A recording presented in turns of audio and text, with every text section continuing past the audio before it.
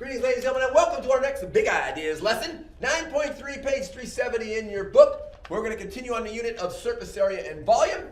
Today we're going to apply a formula to find the surface area of a cylinder. And you're going to be interested to know that formula is very similar to what we've already used for surface area prisms.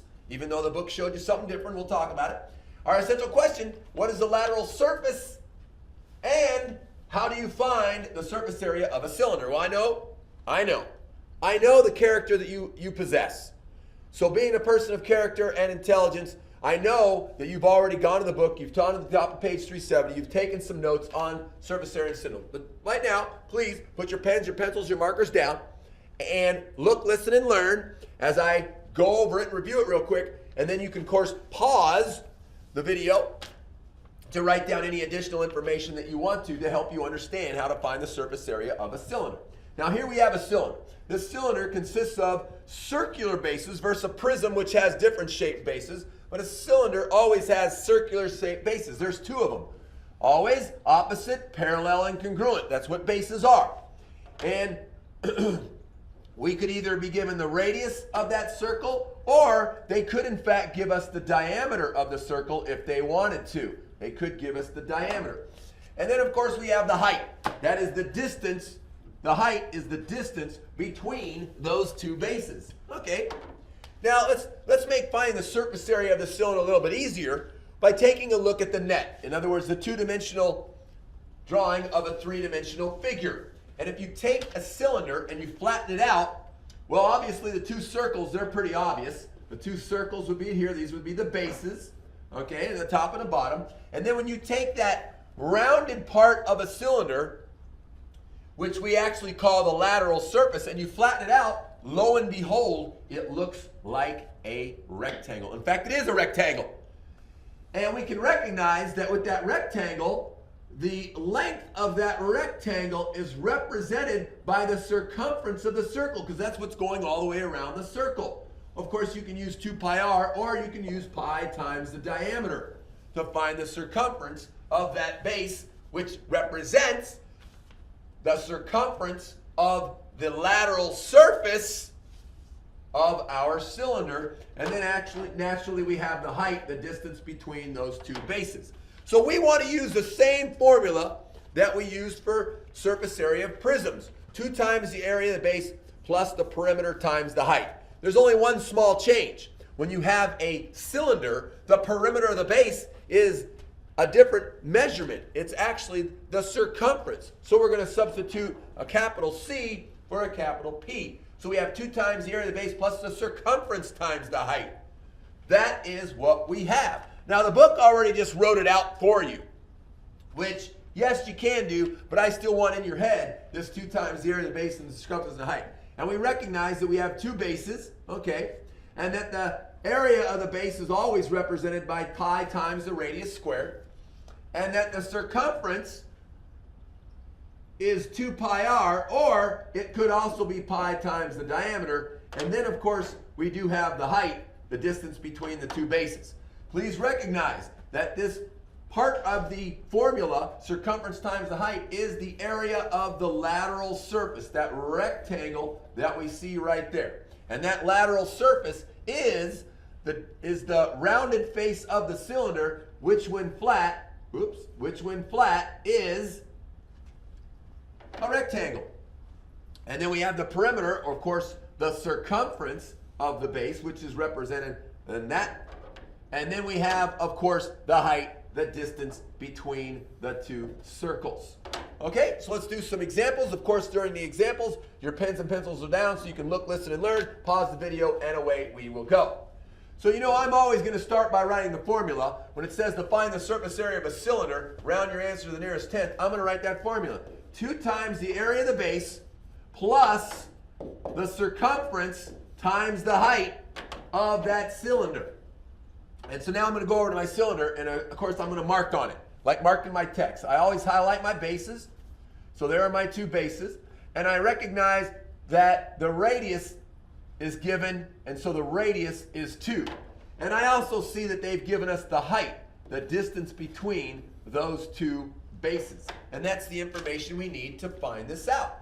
So we're going to turn this into the formula. 2 times the base is pi times the radius squared plus the circumference. Well, since they gave us the radius, we might as well use 2 pi r. And then, of course, the height is the distance between them.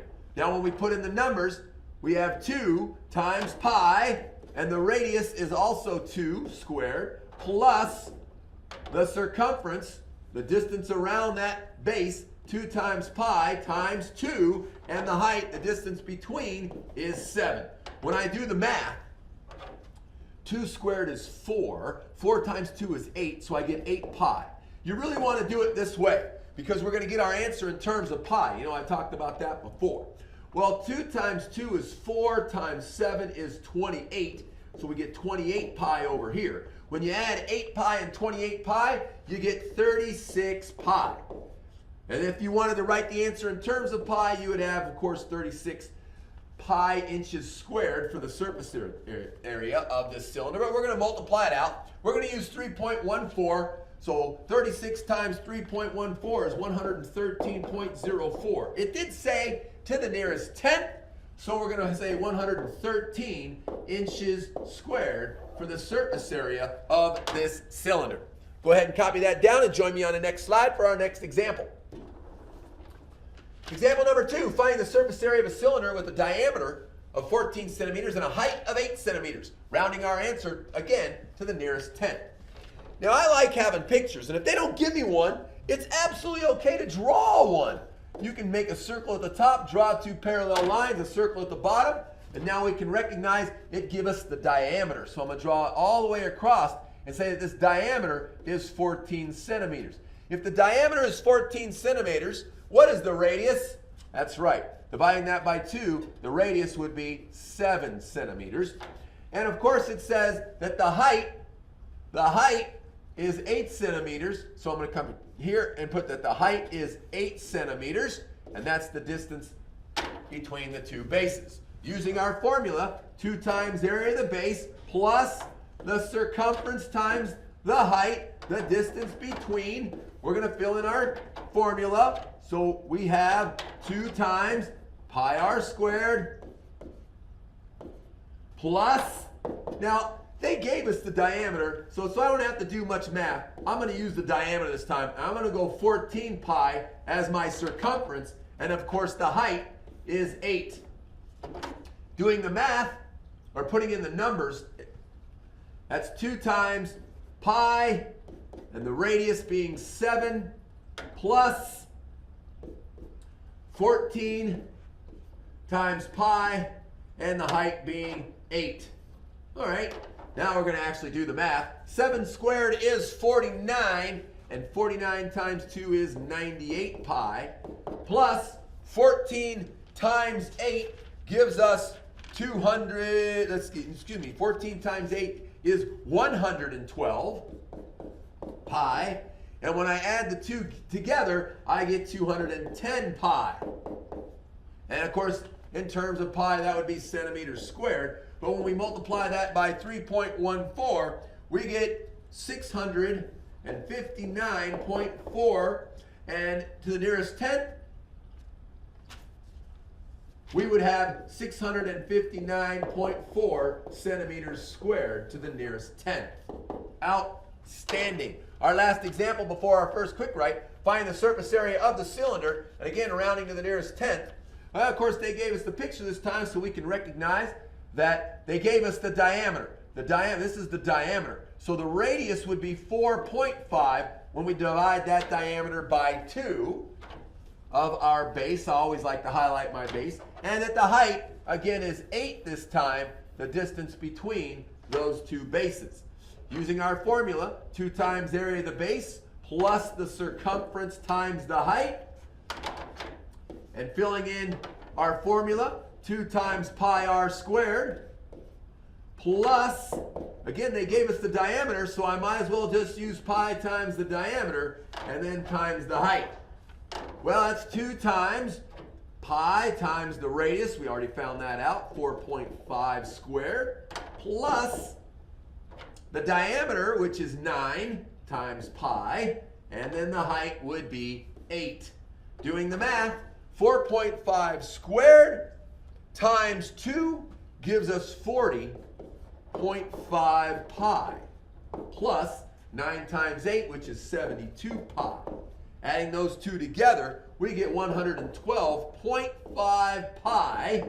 And in terms of pi, the answer would be meters squared. But when we multiply by 3.14, we get 353.25, rounding to the nearest tenth. Our final answer, 353.3, and it's centimeters.